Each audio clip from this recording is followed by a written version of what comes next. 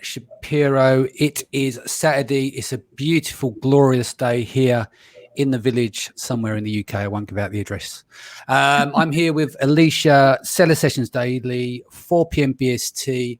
I hope you've been enjoying the Branded by Women live shows this week, which ran from Tuesday till Friday. Now you're back and stuck with me, but today's going to be a special. I brought in Alycia Shapiro.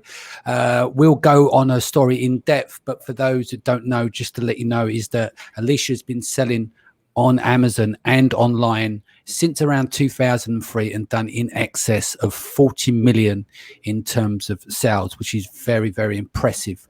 So we're going to do the origin story today. So hello, Alycia. How you doing? Hey, Danny. I'm good today. How are you? Yep, good. Right, so let's get straight into it. Let's go back to your childhood, right? We're early days. Okay. The early days, yes. The very early days. I always ask these questions because obviously you're a phenomenal entrepreneur now, but you develop those skills. Some feel that people are born entrepreneurs. Some feel like they're developed, you know? So earliest memory in terms of influence, who is the biggest influence in your life? I would say my mom. So my mom was highly unemployable, right? She was a hairdresser. I come from kind of humble roots, right? With blue collar workers. My stepfather worked in a deli. My mom was a hairdresser, but I watched her just create the life that she wanted. You know, she wasn't someone who could work for someone else. She definitely marched to the beat of her own drummer, but she was able to create a business and sustain a life for us. And I watched her do it. I watched her work her ass off, you know, in order to be close to home. I was definitely like a latchkey kid, was home alone a lot kind of thing, but she was always nearby. And she did that so she could be close. So it's quite interesting. Like you say, on one hand, she's unemployable, right? But she worked her ass off. That just sounds like an entrepreneur to me rather than unemployable. Does that make sense? Exactly. But I think a lot of entrepreneurs come to this life because we don't, like, we work really hard, but we really don't want to be told what to do. We don't want to be told how to do it. And when to do it. And when to do it. Yeah. Okay. So she was obviously an early influence on you then. Talk to me early days, school and stuff. I always ask the same question. I have no respect for school and education.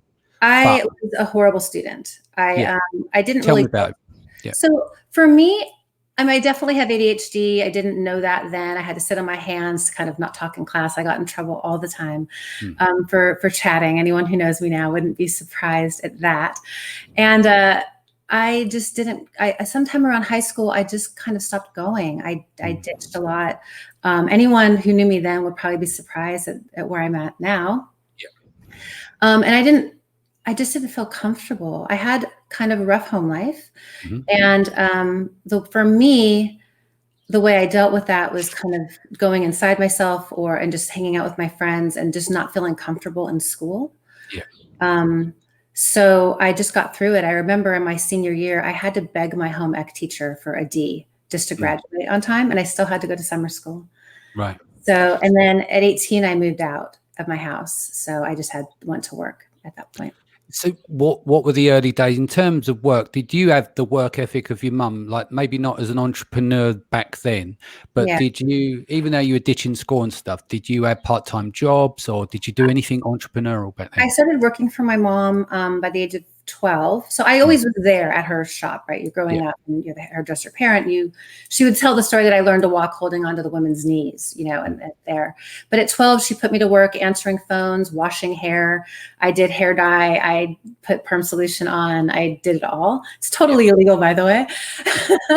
But that's every Saturday and Sunday, that's what I did. And then when I was around 16, I got a job for a family friend working in the front office it was a design place that did upholstery. And pretty much within the first couple of weeks, he saw my potential and he taught me how to do payroll. Like, it was manual payroll. You had to look it up in schedules.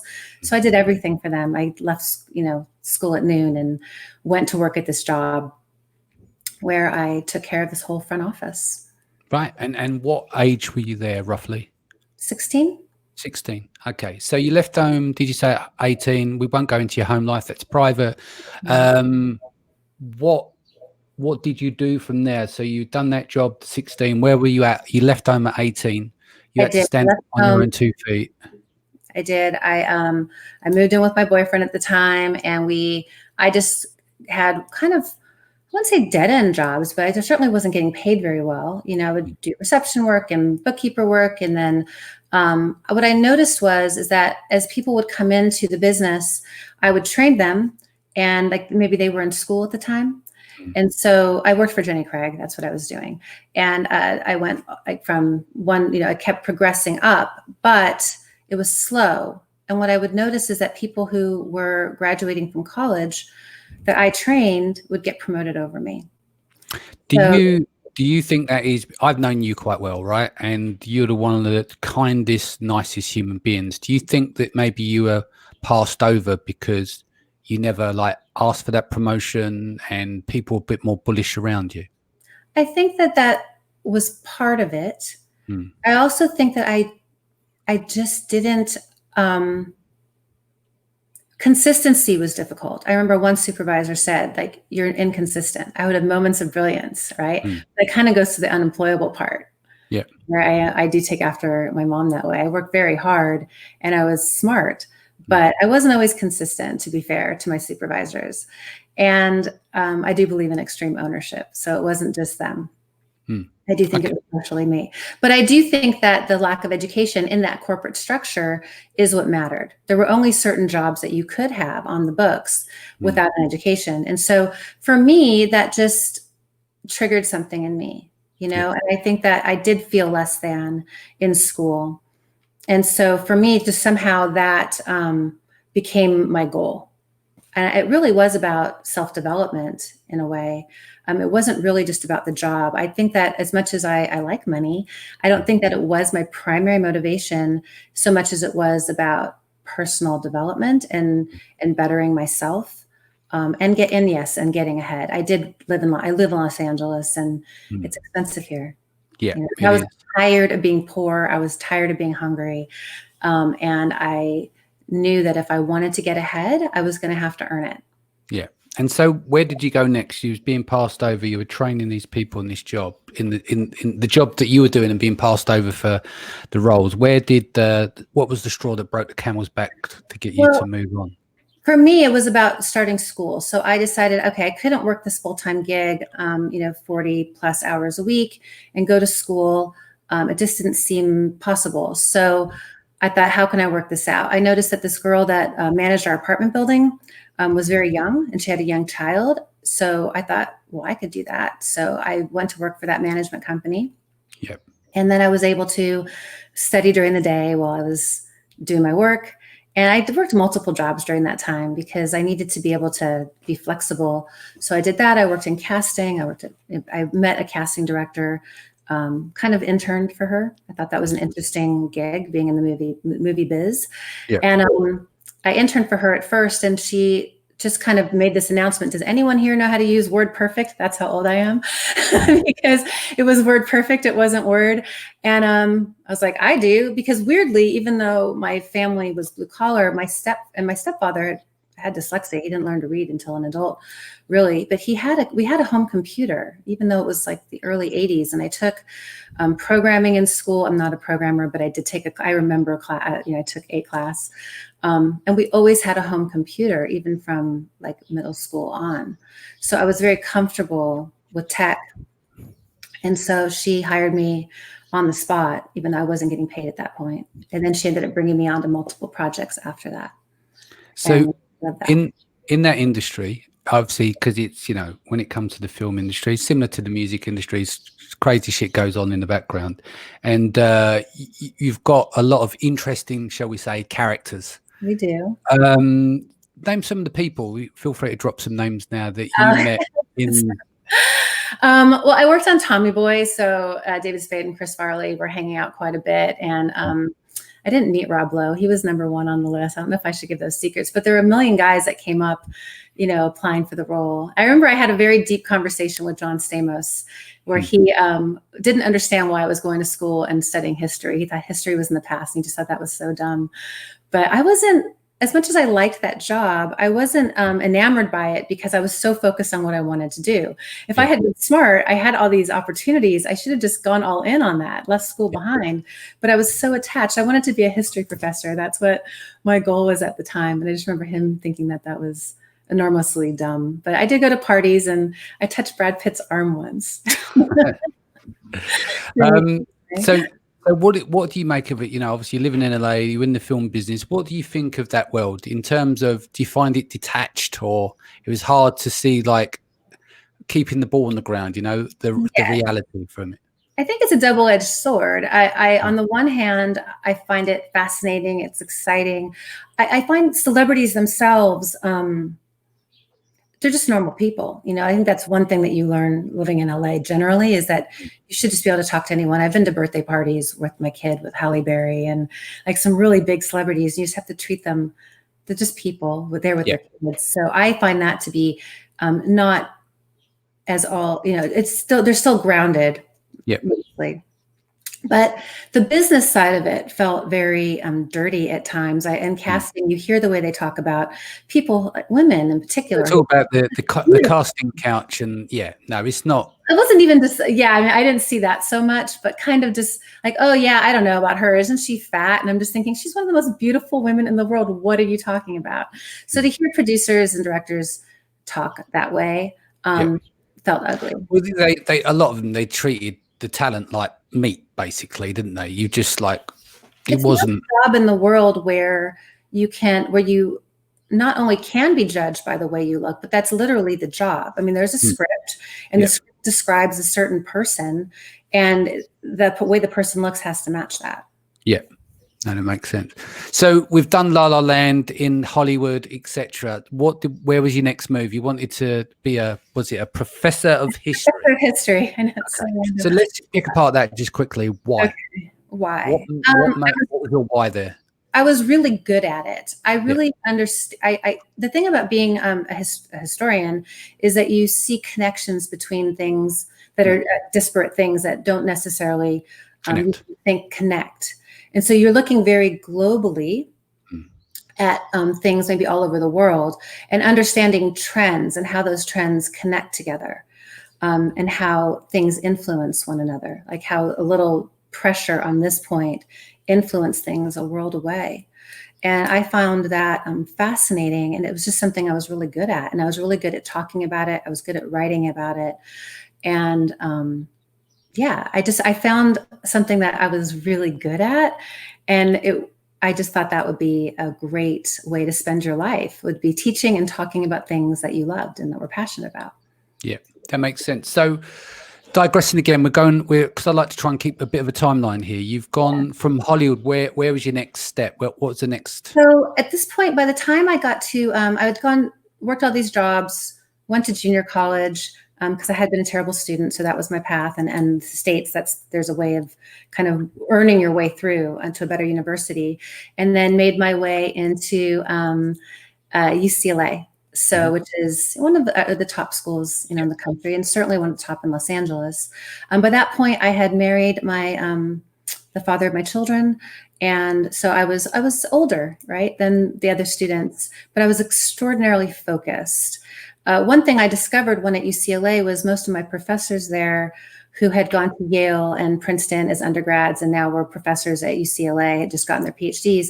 They were looking for jobs, and they were getting job offers in places like South Carolina and Tennessee, and places that I didn't want to live. Not that I'm against those places, but my husband at the time was a stockbroker. Like, we had Los Angeles or New York that were really going to be job opportunities for me. So in those later years at UCLA, I pivoted, which I think is a very important skill in life. And I decided, okay, I need to be able to get a job where I can live in Los Angeles. What else could I do with this education that would make sense? So I thought, I'll go to law school. It's 3 years. First of all, getting a PhD would have taken me another 9 years. So, and I was already married and had a child on the way. So I went to I decided to apply to law school. And there's only 4 decent law schools in Los Angeles.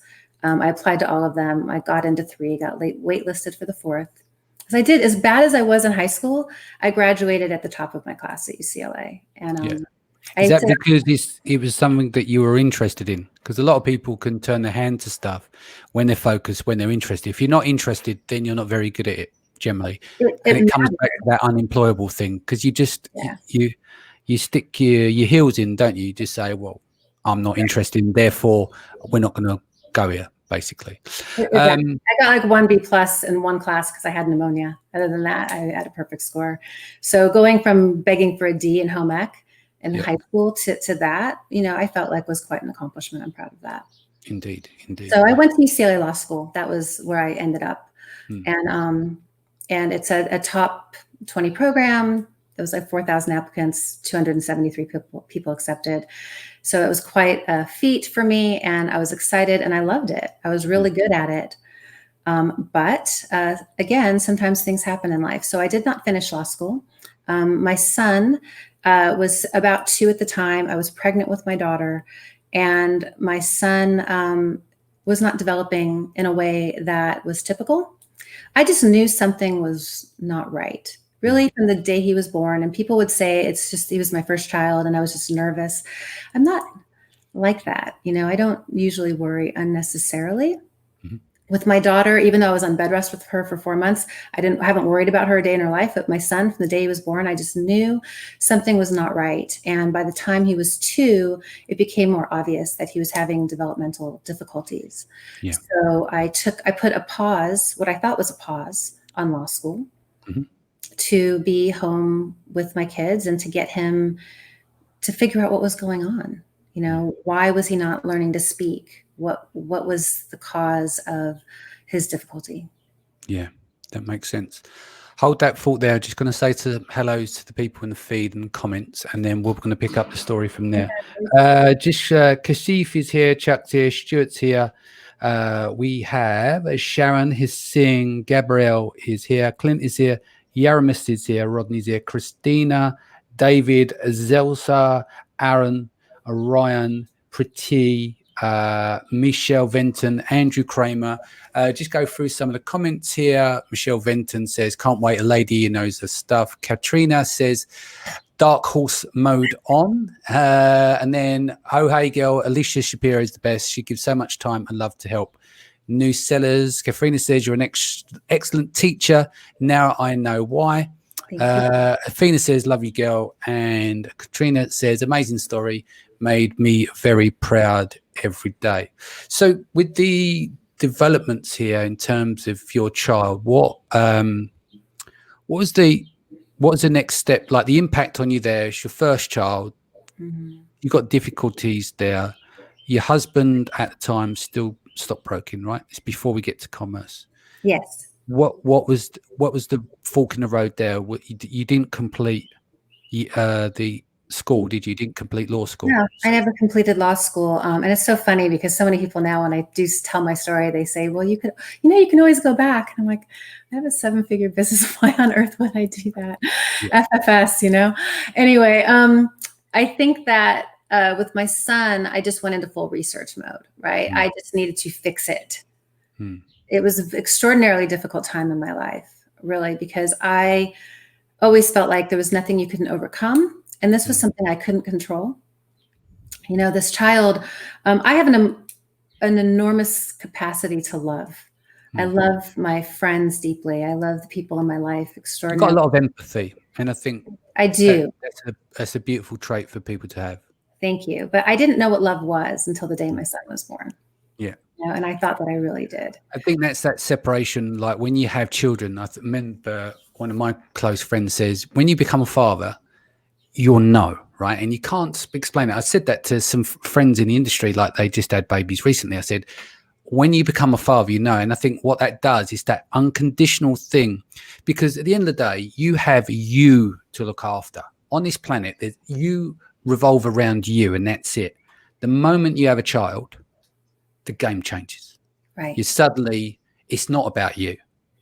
It completely changes from being all about you and all about them and other children, if you lucky enough to go on to have more, Yes, exactly. And he was this amazing child who was sweet and kind, and he was struggling, And I was trying to figure out what it was. And there was this whole debate if it was autism, if it wasn't autism. All of his therapists said it wasn't.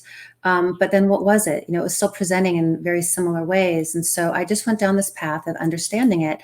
My legal background helped me tremendously. I got him there's a lot of programs. I don't know if it's the same in the UK, but in the States, there's a lot of programs through the IDEA and other government mandates that require the states to give children with special needs additional help. Yeah. So I just figured that system out. That's where I put all of my energy. And so during that time, here he was 2.5 when I started down that path, because I was on bed rest with my daughter before that. Because I knew there was something wrong. I started asking those questions very early. But are you open to say what you discovered, what's wrong with you? Yeah, I mean, it's autism-like, and he does have a lot of those things. He's 21 now, right? Yeah. So I have an adult with a disability, and it's still a struggle. But from getting back to that early stage, it took us a while. It turns out he had a chromosomal abnormality. I was too young to get an amnio, so I wouldn't have known. And I'm grateful for that, because based on his genetic karyotype profile, they probably would have recommended me ending the pregnancy. Because once they finally got that result back, they called me in like the next day. They wanted to see him right away. But at that point, we'd already had him in therapy for 6 months. And when he got there, they're like, oh, he's great. Like, we did not know what to expect when we got this blood work back. Yeah. So that was a bit scary. It was all just so scary. And I had a 40 to a 50 hour a week program with my infant and daughter in tow, just going from one therapist to the next. We did that for years. Between behavioralists and speech therapy, occupational therapy, behavioral therapy. It was just one day bled into the next of therapy and child development and with these specialists. And somewhere in between that or after that, you generated 40 million in sales, which is incredible. So what? It's related, actually. It's related.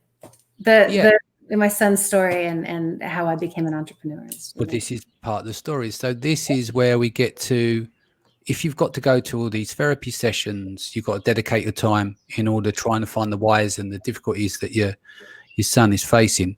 That is almost impossible to hold down a normal full-time job. So where do we go from here? What? Well, that's the thing is at that point, it's just my mother worked. It never occurred to me that I could live a life where I didn't work. It wasn't on my radar. The idea of being like a stay-at-home mom wasn't on my radar. Once I was one, I was lucky enough to have a husband who made a good living. He didn't need me to work at that time. We were planning on that coming into play in the future, though, right? We weren't planning on living on a salary forever. But we were fortunate enough that I was able to be home. We already were not dependent on my income. So I was able to stay home. I did that for 2 years. And then who had worked for the same company for 18 years, got a severance package, got laid off. His company had got bought out by JP Morgan. And they decided to close all the West Coast offices of the company that he worked for. And so he found himself in a position, having worked in the same company since college, which he didn't finish because he was enjoying making money and he didn't finish college, to having no job. And he had a year severance package.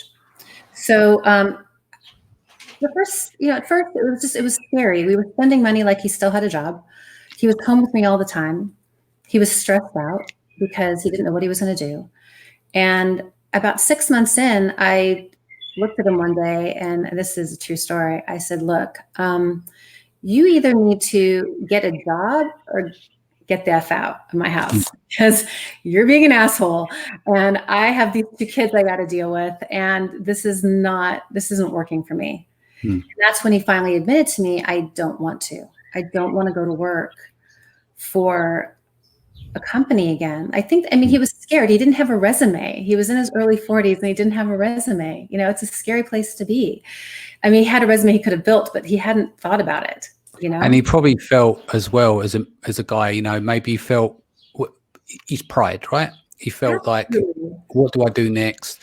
maybe you're burning through the severance package, the clock's going, right? Like you said, you lived like you were still employed, and it's like this money's disappearing. You're 6 months in, but you give them an ultimatum, which is the turning point of where this story goes, right? Right. And what happened? Well, here's what happened. So when he told me that, I said, okay, I can deal with, I can work with that. Yeah. Now that I know that, I can work with that. That let's just do our own thing. Let's start a business. So we started looking at franchises and just different opportunities, trying to think of what could we do. So the story goes that I then, in the midst of that, went to a baby shower. And at this baby shower, I met this woman who had a website with her husband, and they were selling stuff online. Right now, remember, this is 2003. So most selling stuff online websites were pretty rudimentary. People weren't really shopping online as much. But I thought, that's interesting. I mean, I don't have to come up with a couple $100,000 or more to buy a franchise. I could just figure out stuff to sell and do that. And she's like, yeah, you could do that. I came home from this party, and I swear to God, Danny, while I was at this party, my then husband, came across a $30 ebook written by a guy named Andy Jenkins, that people in the audience might know him, called Yahoo Store for Profits. And it was basically, he took the Yahoo Store manual and rewrote it along with his own anecdotal evidence of the store that he created, which was about art, like swords and stuff. It was some crazy website that he had. And he bought it for $30. And he's like, look, we could create a website. So talk about, synergy and universal energy kind of all coming together. And I told him about this woman that I met at this party. And so we just did that. We read this book. It was $30. And I incorporated, and I got our DBA, and I created, did all of that. But the funny thing is then, like, what do you sell? Right.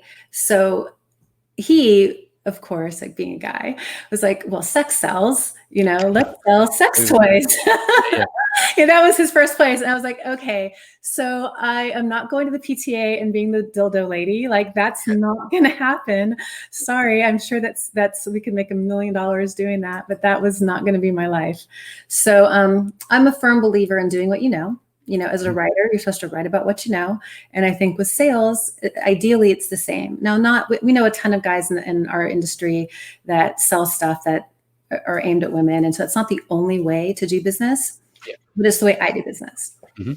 So I thought, what do I know? Well, I just spent 2 years with child development specialists, learning everything that there is to know, and spending a lot of time in lobbies looking at catalogs, at products aimed at the special needs market in particular.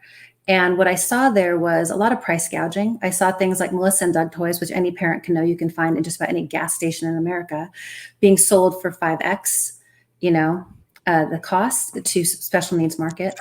That stuff gets me. The scumbags, these people out there that go and buy stuff like for special needs and then price gouge. Just, But the thing those catalogs were doing well was, at least to a certain point, was they were describing the products in a way that was aimed at the market, right? So like they understood their target market, and they were positioning the products differently.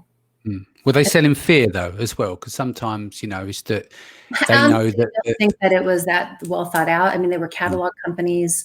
It was big business, right? Catalog is a different world. You have to be able to charge more and more of a premium when you're printing out millions of catalogs and sending them out to people cold. Yeah. So it is a different business model, but it was the difference between covering your costs and making a profit and price gouging. Of course. Yeah.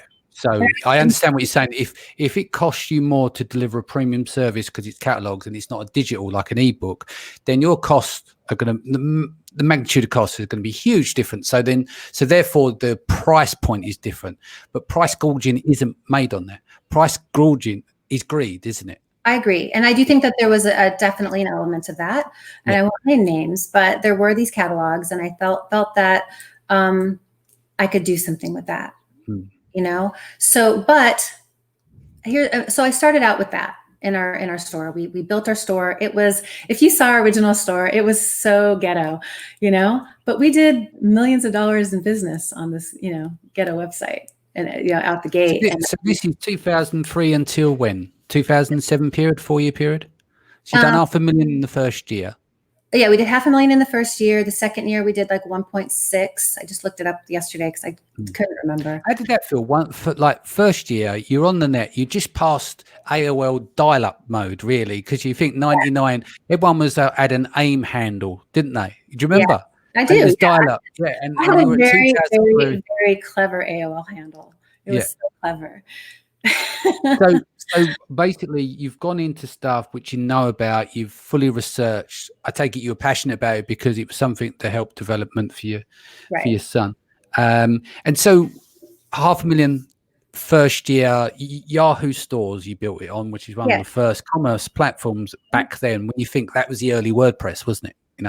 Very primitive. I want to say the early Shopify. Right? Because it's definitely more, it was more plug and play. WordPress is definitely a bit more complicated.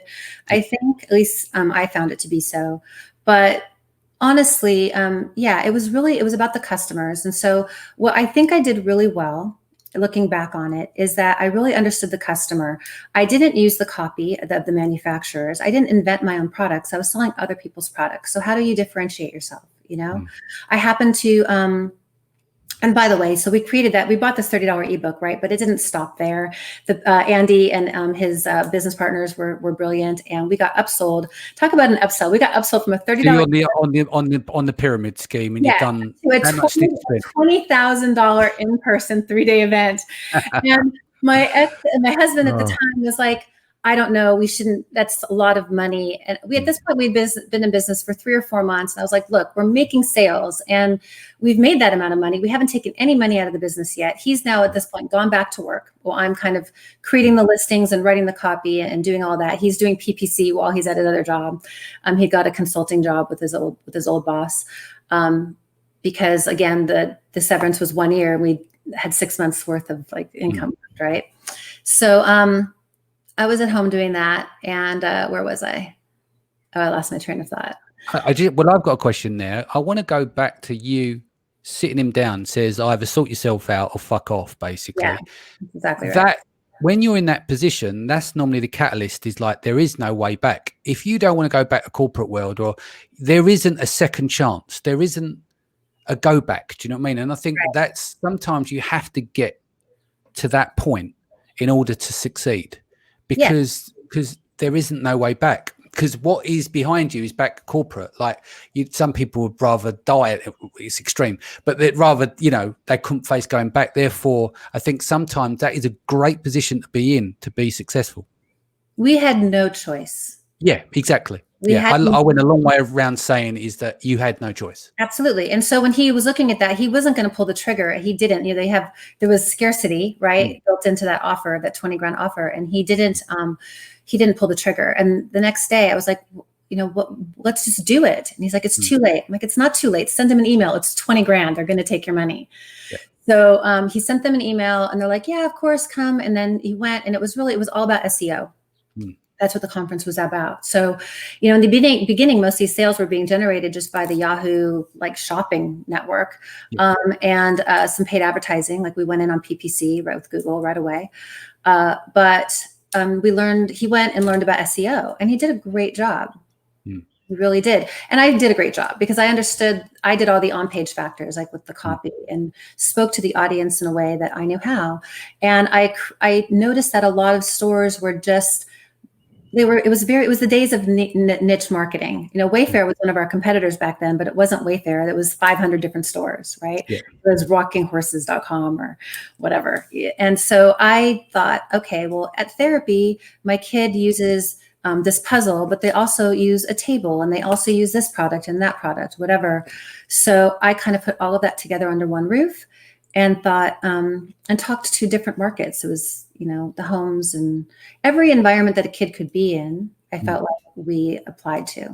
So what were you using? 3PL didn't really exist there, third-party logistics in the same structure as of today. What were you doing? Did you have your own warehouse? So in the beginning, I didn't we knew about drop ship, but most places back then, especially the toy industry, was very antiquated. They did not know, they didn't really want to deal with it. So what I did, I believe in relationships, right? So relationships are where it's at. So I would just buy inventory. We built shelves in our garage. We had UPS daily pickup at our house for a couple of years. We did have a warehouse. We finally got a warehouse, I think, in 2005. But the first couple of years, no, we were doing it out of our garage and then convincing people to do drop ship and then teaching the industry how to do things. Like they would want us to fax the orders, Danny. And I'm like, can I email the order? And I remember going to a toy fair, and it was Alex Toys, actually. I'll name that name. And they literally said to me, well, we just get too many emails a day. The orders would get lost. And I said, well, can't you just create an inbox called orders@alextoys.com? Like, it's not that complicated. And then they started doing that, and the rest is history. But that's what we just convinced people to do it, convince people to give us better terms, get discounts. So year one for you was 2003, 500,000 in sales. Year two, 2004 was 1.2. Let's go through the timeline. Where did you get to where, not where it tops out, but where you reach top of market? I want to say 3.5. Yeah. What year was that? He would know better. I think it was it was in the middle of the recession, I would say. It's 2008, 2009. 2008, 2009. And what kind of impact did the recession then have on your businesses back there? It was a huge impact. But it was a double-edged sword. It was the recession and Amazon. Yeah. Right. Amazon approached us in 2007 asking us to sell on their little, marketplace experiment. Yeah. And we're like, oh, great, another sales channel. Like, we were doing multiple sales channels by that point. Anything new that came along, like, we would list our products there. But when you're drop ship, you don't have a differentiator, really. I mean, our differentiator on our website was the way we ranked things, the way I spoke about the copy. On Amazon, you don't get to write your own listings if it's not your product. So I didn't have that advantage. And it was a race to the bottom on price. And I just, it's funny. I've never been much of a conspiracy theorist, but I do see patterns. Like, that's how I'm trained, right? I do see connections among things.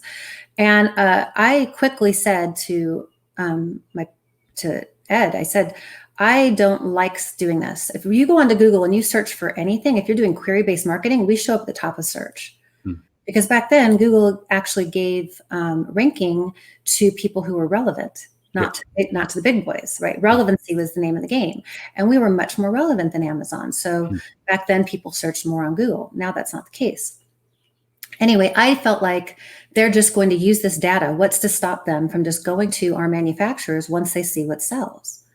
It didn't make sense to me. So I didn't really want to be in the Amazon game because of that reason. And hey, I was right.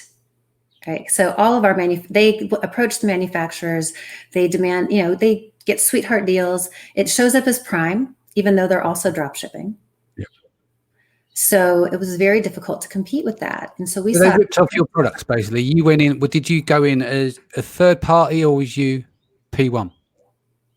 We were just doing it as third party with drop ship on FBA. We didn't do FBA.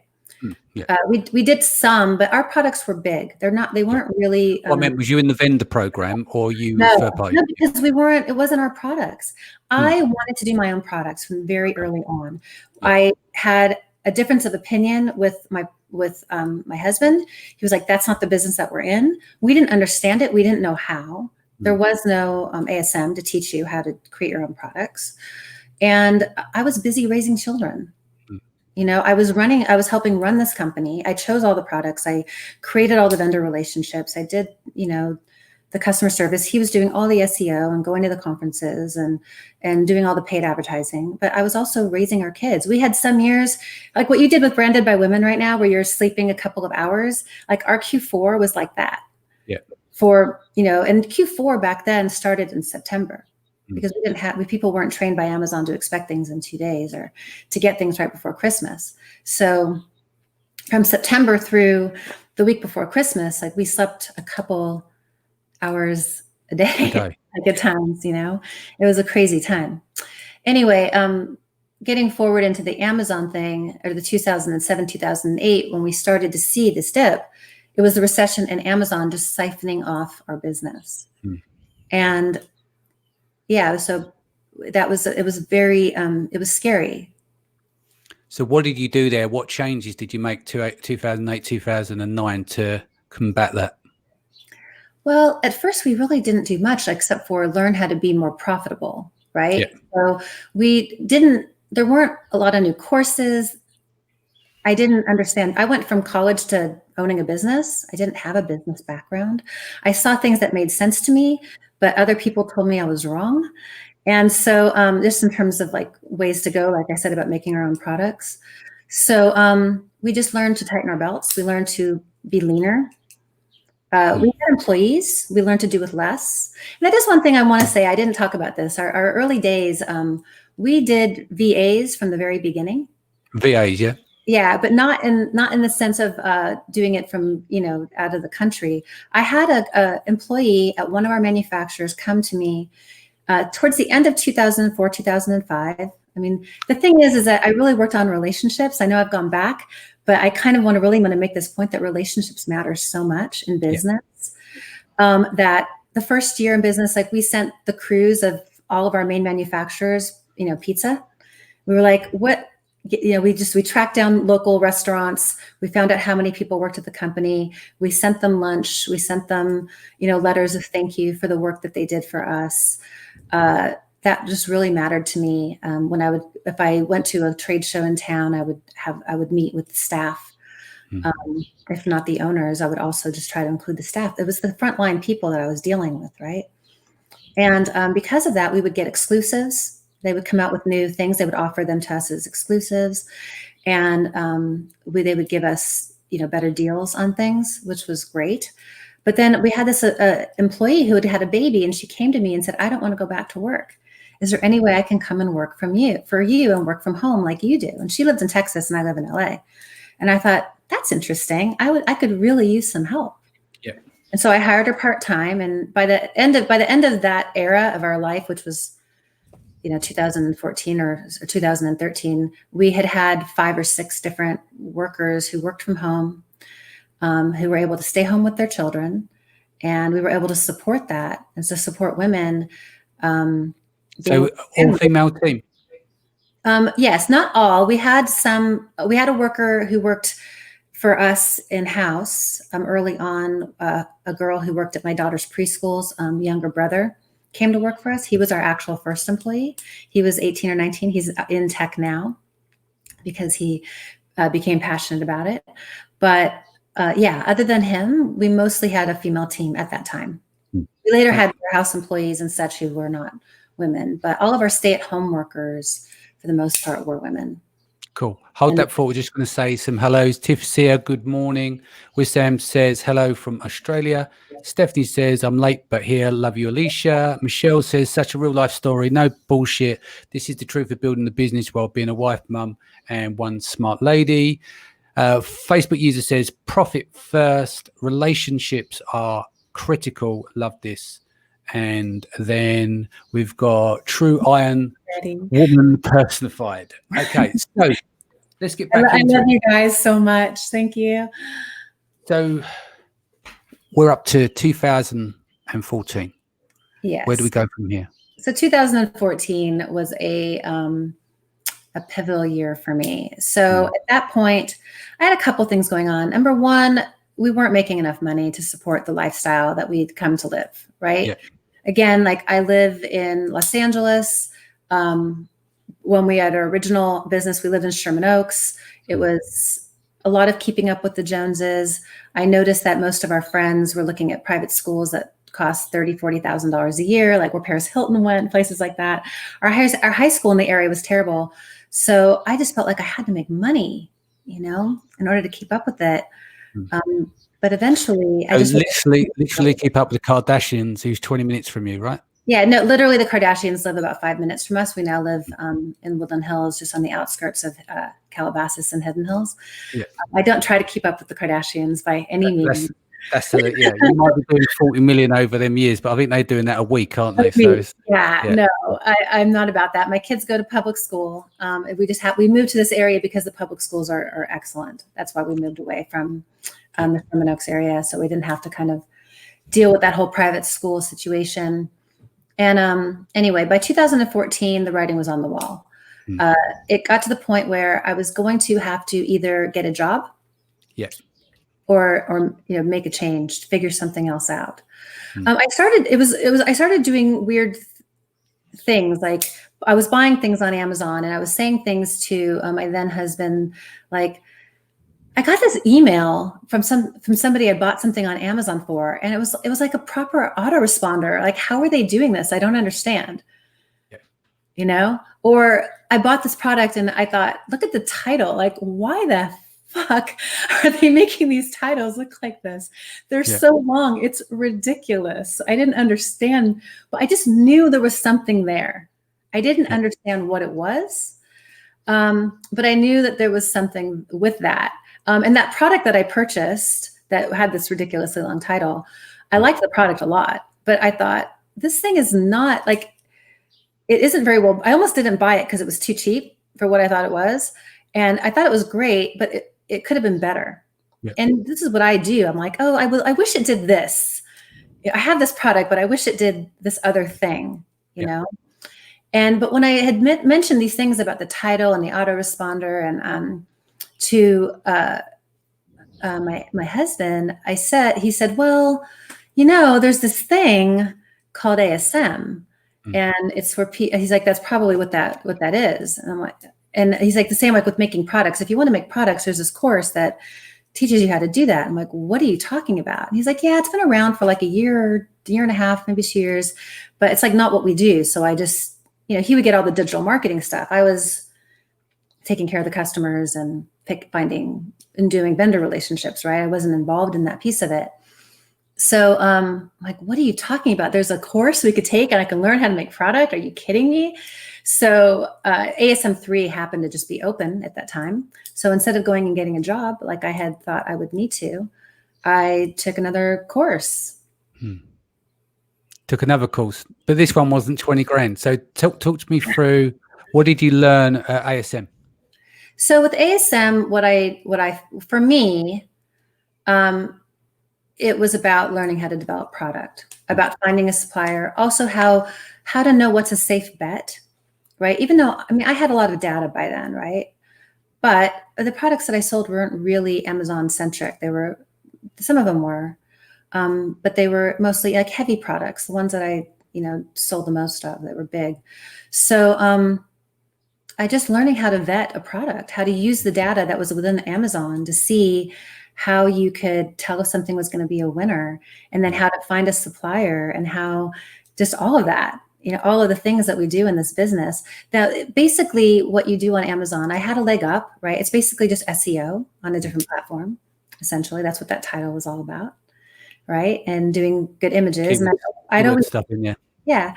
And we had, that's the thing. One of the reasons why we still have a company that is in that dropship world when most of my competition in that world fell away was because although, yes, we did SEO, we also had an incredibly, I wrote kick-ass copy, right? I picked products that made sense for people and I described them in a way that spoke to the customer. Yeah. Right. And would you say most of your customers were women as well? They're mums? A lot of them are, but not all of them. We do a lot of B2B as well. Gotcha. So it's like, a whole different business model. A lot of our home market stuff, went to Amazon. So can you reveal your first product that you developed, or is that still going today and you want to keep it secret? It just died. I slowed down. Yeah, last year. Slow hand clap to death. How long did you leave it until it died? This whole last year was a little bit like a death knell, so like death, like a really badly acted death scene. Yeah. So in a B movie, but it was a hero product. It fed me for 4 years though. Was it a romantic thing? You couldn't give up. It was, look, it's my first product developed, and you just let it just until there was no sales left, or? Yeah, you know what, Danny? I made a critical error in it. But honestly, that product, it wasn't my first product. What I did with ASM was I decided that perfect was my enemy. The product that I had found that I thought that I bought that I knew I could improve was something that I had to get from China. It was going to take me longer. It was going to take me longer to figure out. And I wanted to get going. Right. Michelle just called me a valley girl. Hey. So I thought, what can I do faster? I want to learn. So ASM came out in May. It was heading into summer. And I thought, well, what would I buy right now? Yeah. Well, I was, it's coming into summer. I would buy like creams that firm up your skin. You're going into bathing suit season. So I just found a supplier in Irvine. I drove down there, which is an hour and away from my house. And I found the supplier and I did a cellulite cream. And I launched it and I made back all the money I spent on ASM. And then by the time I got to SellerCon, I had made that profit and enough to buy the ASM Aruba trip, which was super fun. And, I met great people on that trip. Christy Verity was on that trip. Philip Jepson was on that trip. Met amazing people. At that SellerCon, I met Dan Ashburn. He was my first friend in this business.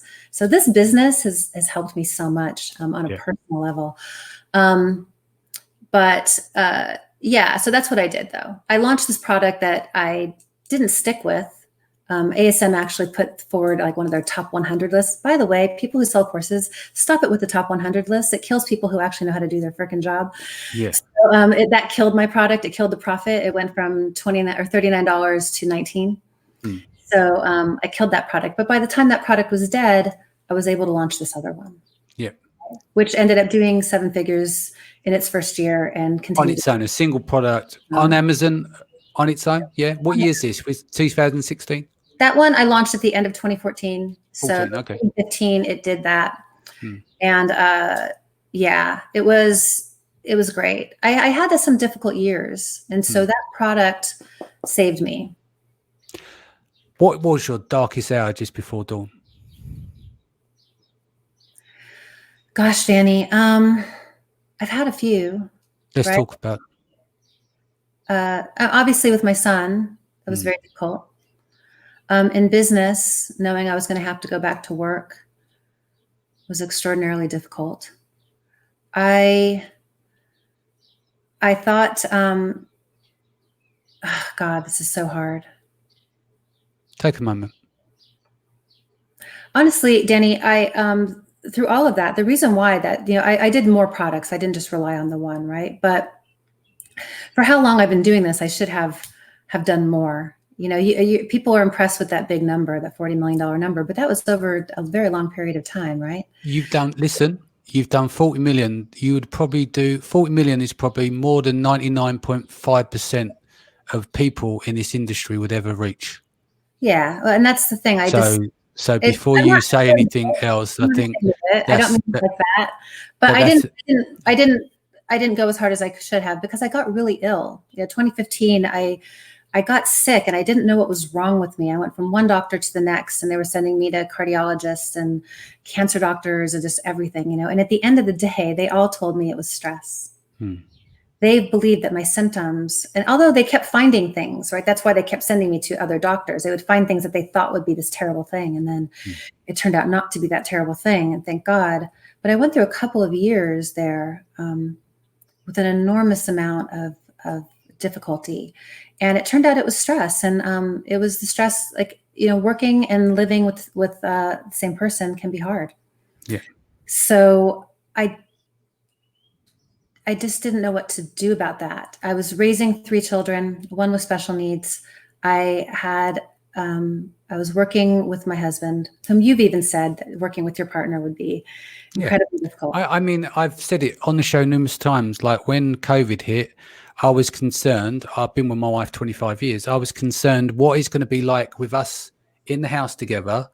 And it's been phenomenal. It's been amazing. It's the opposite of what I thought. I was genuinely concerned, thinking Cheryl work from home. I'm here. I've got Maya here as well.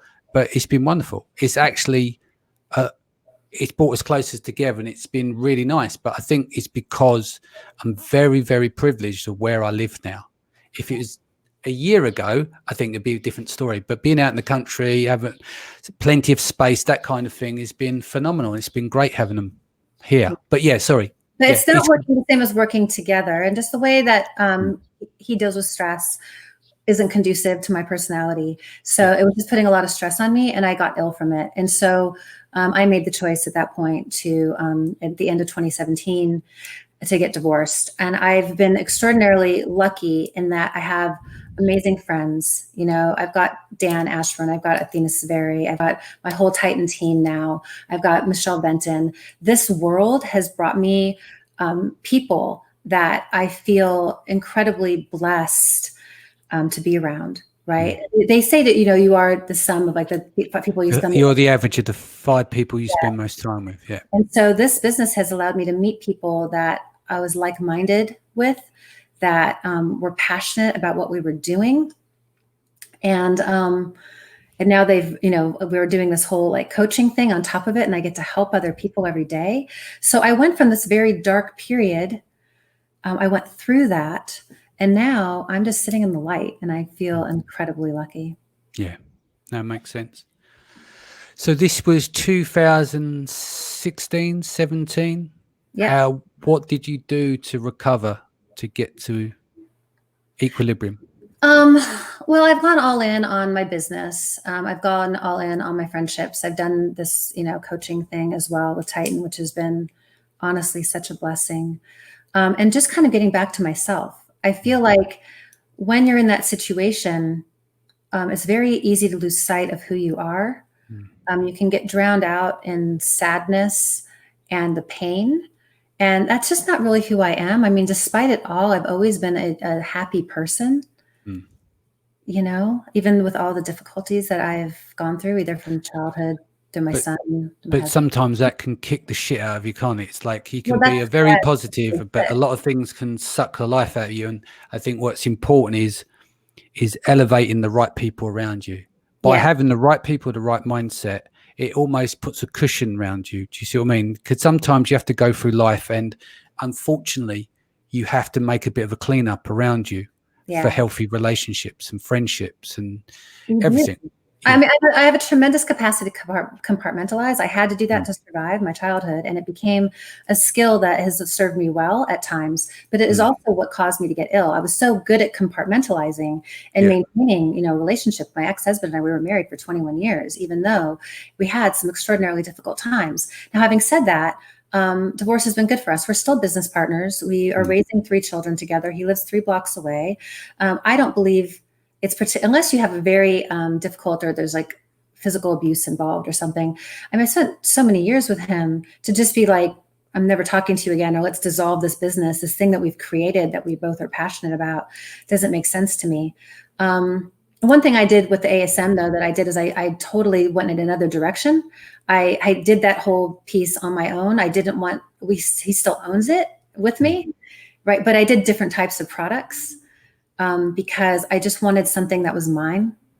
So I started to silo myself off that way, you know, but since we've separated, since we've divorced, like it's good that we run this business together, and we've learned to communicate in a much healthier way. That's good. And then, so let's go through to 18, 19. What happened in those years? Okay. Well, 2000, and first of all, in 2017, early on in 2017, I was sitting at a conference at Traffic and Conversion Summit. I was sitting outside having margaritas with Dan Ashburn, and Kirsty Verity was there, and Scott Dietz was there. I've been incredibly lucky in this business. I've became very close friends with people who are extraordinarily effective at what they do. And I was sitting at this restaurant, and along comes this firecracker, Athena Severi. Most people in this industry know her, and she just sat down at our table and started chatting. And God, this woman changed my life, you know? So, I mean, in business, yes, my business has done well. I've continued to launch products and do all of that. But the personal part has been wonderful. She just is such an inclusive person. And then Dan and I went to China Magic that year in October, and we just became so close ever since then. So 2017, that's 2018, we just kind of all been doing our own businesses, but yet at the same time, staying in constant communication. And then once they decided to do Titan last year, I became a part of that. And that's just completely changed my life.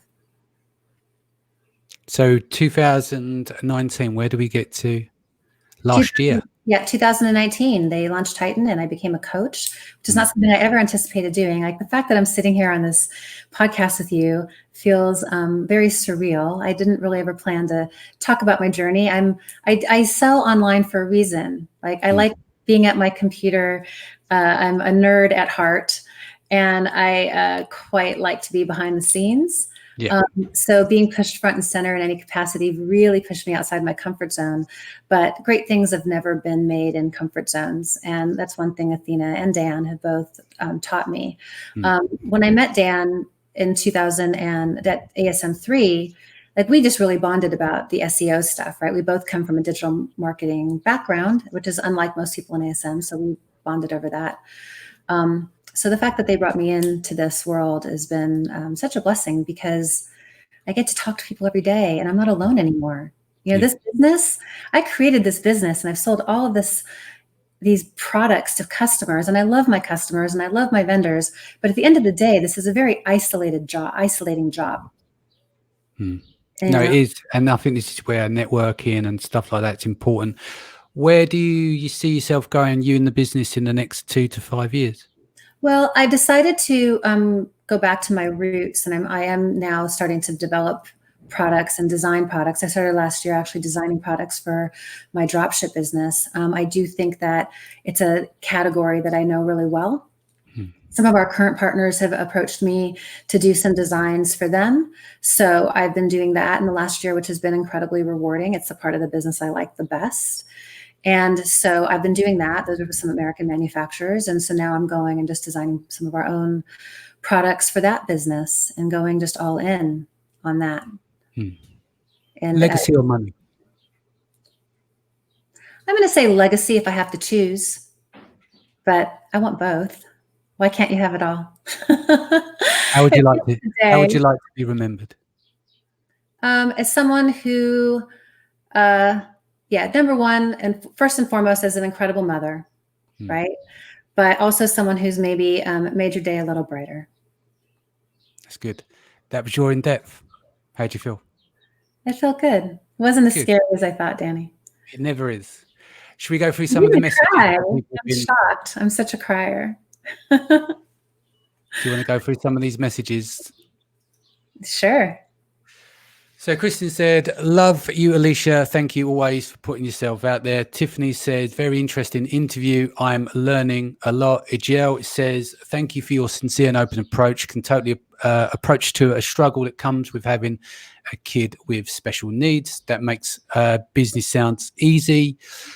Katrina says, I know your darkest hour. Giving yourself some freaking credit. You rock. Everyone knows it. You should too.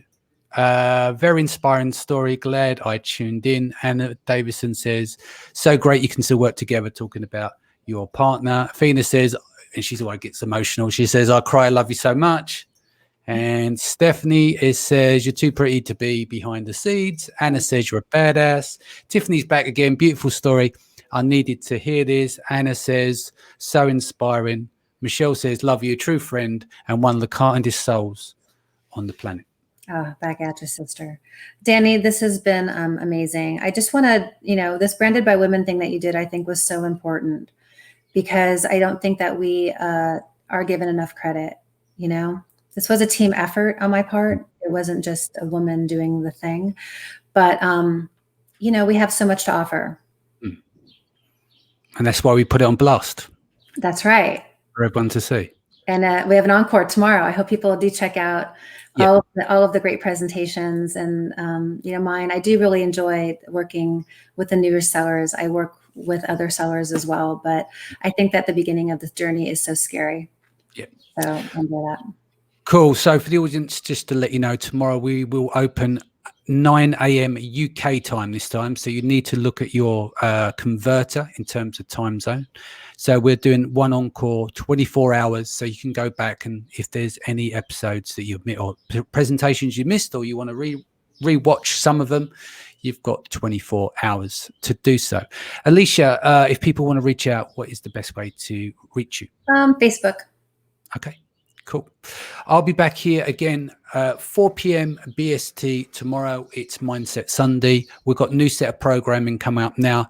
I'm going to actually bring this down to 5 days a week. We've been going 7 days a week. I've lost count, about 80 days now. So we're going to stop as of Thursday. So I'm going to plan to do Sunday to Thursday. So my break in terms of consistent days, because we've run Branded by Women Tuesday, even though I've been working behind the scenes Tuesday, Wednesday, Thursday, Friday, it's still considered like every day that we're broadcasted, right? But as of Thursday, I'm going to take out some break. So Friday and Saturday, I'm going to have off, but then we're going to run the programming Sunday until Thursday. So well deserved. What's today? Number 77? I'm not sure. I think in May 15th was show 60. Okay. So yes, it's about 75 or so. Anyway, it's irrelevant. But I think we'll get close to that 100 mark. I might actually see it out to 100, but my plan is I need to take some time out. But I'm thinking, either next Thursday, see how I feel, but I might just end it on 100 episodes, like the 7-day a week thing. But we'll see. Thank you for coming in today again. If you go to brandedbywomen.com, you can still sign up. Mails will go out for those people that have already signed up to get access as of tomorrow. Enjoy the rest of your day. Stay home. Stay safe. Much love. Take care. Bye.